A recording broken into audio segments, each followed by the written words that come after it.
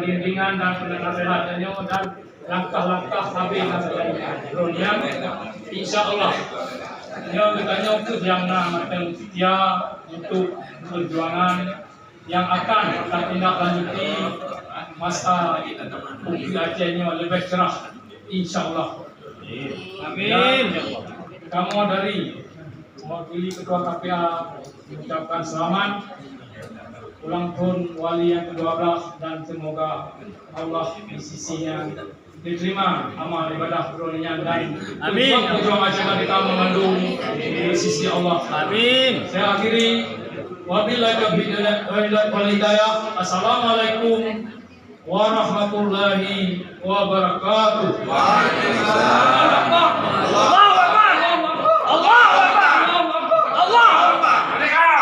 Merdeka!